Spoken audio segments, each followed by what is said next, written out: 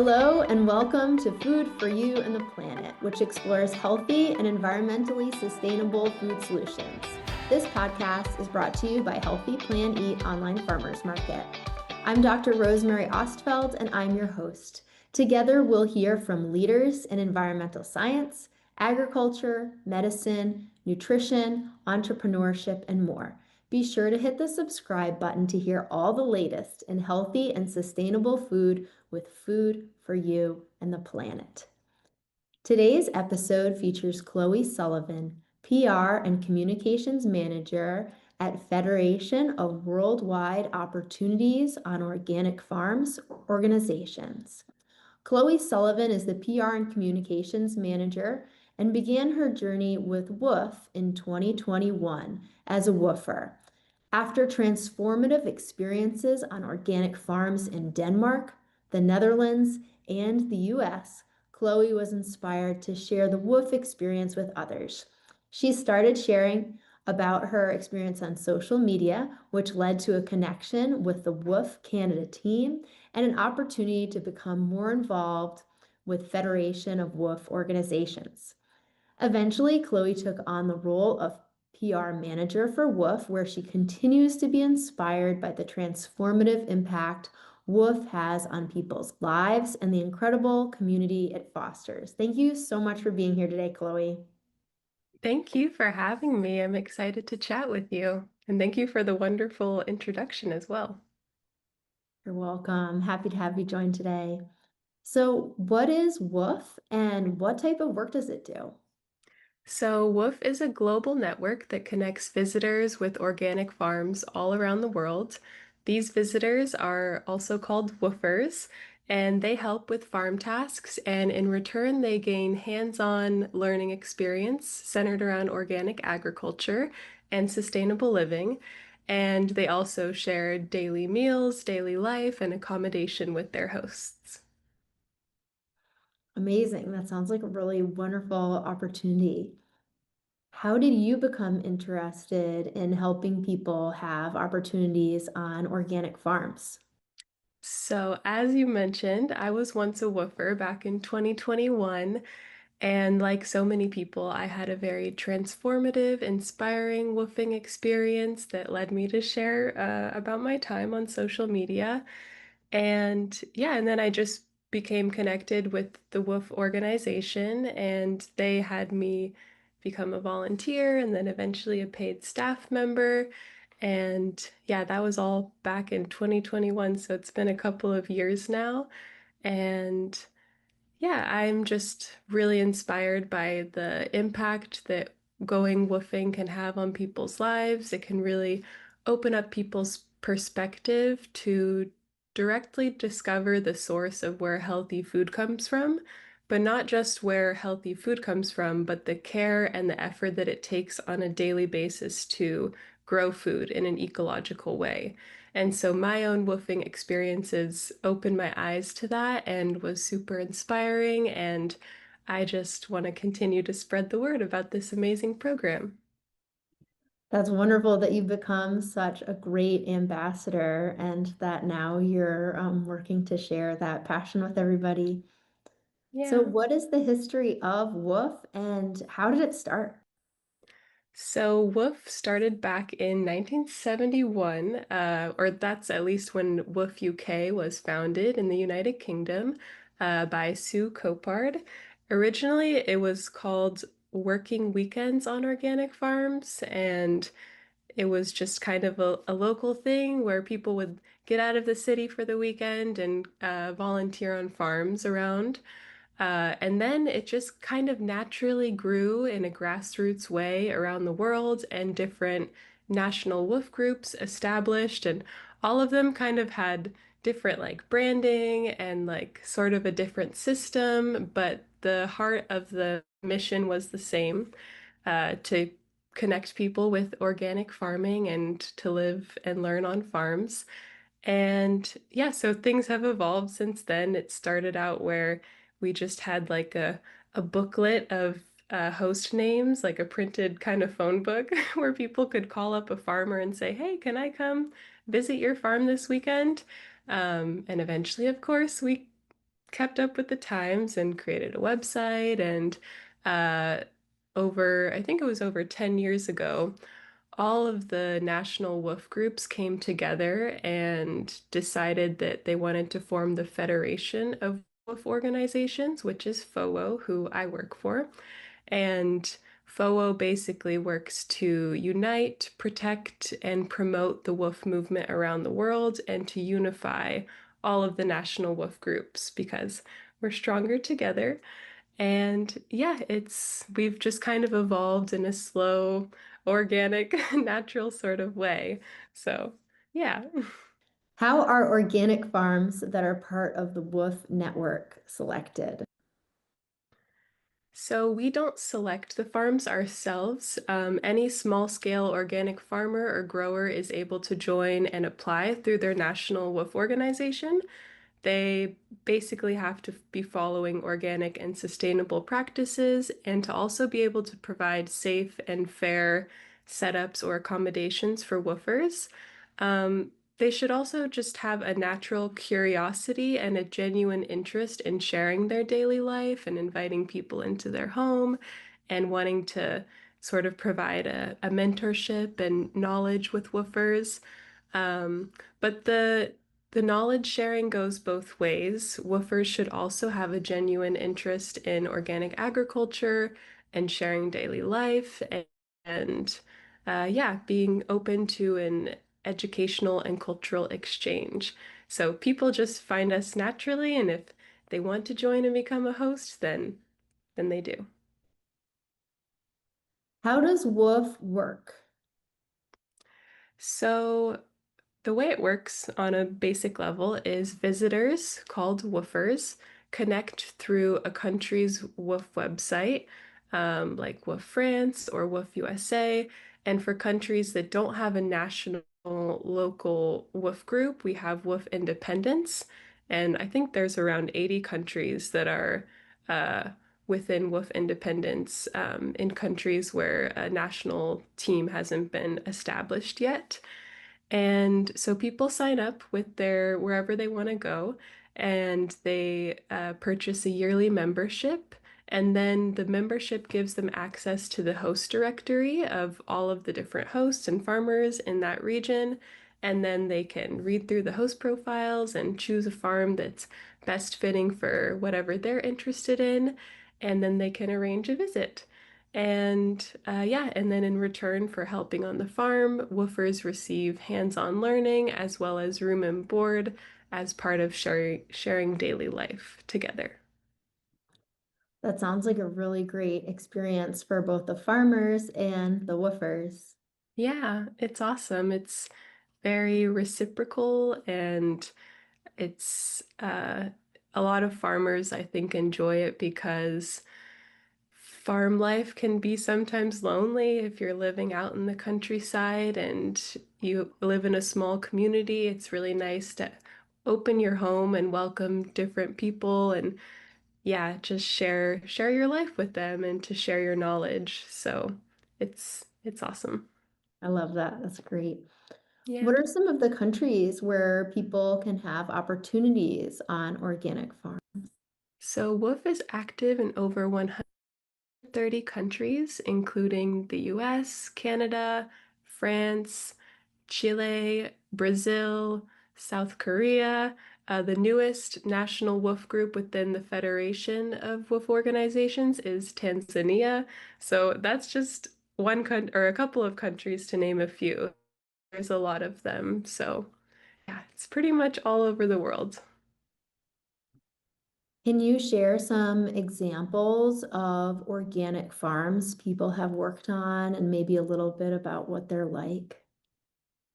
Yeah, so all of the host farms are organic, small scale farms for the most part, but it's not just limited to organic, like food production farms. We also have many hosts that are just homesteads or have like a small garden where they grow food just for themselves or for their family. But then there's, of course, a little bit more organized food production farms of people that supply food for their local community. We also have vineyards and different permaculture projects There are a couple of hosts that are urban gardens that are someone just growing a ton of food in the middle of a city. Um, there's orchards, there's coffee plantations. We also have a lot of eco villages and intentional communities, which, of course, they grow their own food there. And so the principle kind of remains the same across all hosts. They are all growing organic food for either themselves or their community. So I know you've done some woofing yourself. So what could a day be like for someone who is having an opportunity on an organic farm? Great question. No day is the same, of course, on a farm, especially per season or location or type of farm. But I would kind of put together that a typical day could include harvesting some veggies and some fruits, like spending a few hours harvesting some carrots or celery. And we try to encourage the host to kind of diversify the projects so that woofers can get a taste of everything that's going on the farm. And yeah, they could just be helping to do some weeding in the greenhouse or pruning, feeding the animals. Basically, woofers usually help out for around half of the day, and the remainder of the time, they're welcome to bond with their host or other woofers, explore the local community, or whatever floats their boat. So, yeah, just different farming projects, and then the time is kind of split up like that.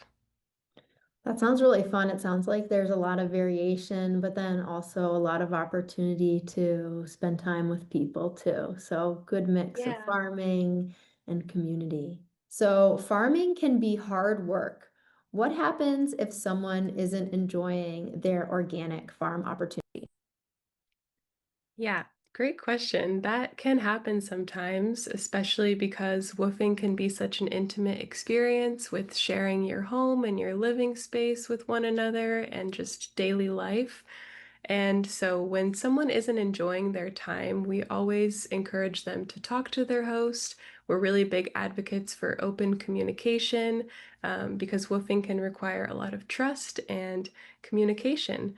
A lot of issues that happen on farms can also be avoided ahead of time. I always try to tell people expectations without communication can lead to frustration. Um, so yeah, we try to encourage people when they're planning their visit to really communicate a lot with their host to ensure that it's going to be a good fit to try to avoid any issues that could arise. But if things aren't working out and it's not a good fit, then we always tell people to leave the farm when they can, and we try to support them in arranging another farm visit. We encourage them to message other hosts, and then we support them in the process of trying to find a new host in the area. That's one of the main beauties of WWOOF is that we have local coordinators all around the world who know their hosts really well. A lot of them have been within the WWOOF network for maybe 10 years, 15 years, really long time. So we have like a good understanding of their history, and we try to really maintain a quality network of hosts to avoid the negative experiences that can occur. So yeah, if you're listening and you're a woofer, know that or a host, we're always here to support you in your woofing journey. I think that's really great. That is so special that you offer that level of support. And yeah, I think that it's just an important life lesson to think about in general about Yeah. communication, expectations, and yeah, finding the right match. So that's great. How do WOOF opportunities help prepare people if they would like to one day own or operate an organic farm? That is an excellent question. WWOOF provides very hands-on, tangible, real-life experience and exposure to different organic farming practices and helps build future farmers that have confidence because they have real-life experience. So much of farming cannot be taught from behind a desk or a computer screen, so WWOOF is an excellent way for people to get tangible experience and to just connect with other farmers to hear about their challenges and their struggles and the reality of farming in today's modern world of industrial agriculture everywhere. So, yeah, all of the challenges that come with that. Um, Plus, some national WWOOF groups have extra programs which help develop the learning even further. For example, WWOOF USA has a Future Farmer program, which helps to pair online learning courses while people are out woofing. And we usually choose like a cohort of around, I think, 25 people each year that can participate in the program. And they're able to go woofing, and in tandem, they're doing like some online courses to further and deepen their knowledge. And they're supported before, during, and after the experience to uh, make a career out of farming. That is really incredible because yeah, we have a farming population in the United States that is declining. So to have a program that helps give that real world experience and then also supports it with that online learning is amazing. I didn't actually know that you also offered that in addition to the WWOOF experiences. Yeah, it's a relatively new program and it's not in every country, but I think we started it 4 years ago or so, and it's really nice. A lot of people don't have the time to just go woofing, so we also provide them with some financial support to take time off from their job or whatever it is so that they can actually commit to going to a farm for, I believe it's a 10-week period. And then we have like a instructor that does the Zoom calls and classes, and we partner with um, a university to do the courses. So yeah, you can learn more about it online if you look up the WWOOF USA Future Farmer Program. Awesome. That sounds really fun. Yeah. What are some of the facts and figures related to people who woof going on to own or operate their own organic farm? So exact numbers can vary from one national WWOOF group to the next, but generally speaking, many WWOOFers do credit their experience as the inspiration or training ground for starting their own farms or similar careers. I do have a couple of numbers I can throw out there. WWOOF France and WWOOF USA have done really nice impact studies to track these figures. To name a couple of numbers, statistics, France has over 20,000 members, and over 2,000 of which have gone on to become farmers following their time woofing in the last couple of years. And 85% of those people said that woofing was a significant step in transforming their lives. WWOOF USA has had a similar impact study with over 22,000 of their members, which I believe it was from 2022 to 2024. And 7,000 out of the 22 ended up making a career change after their time woofing.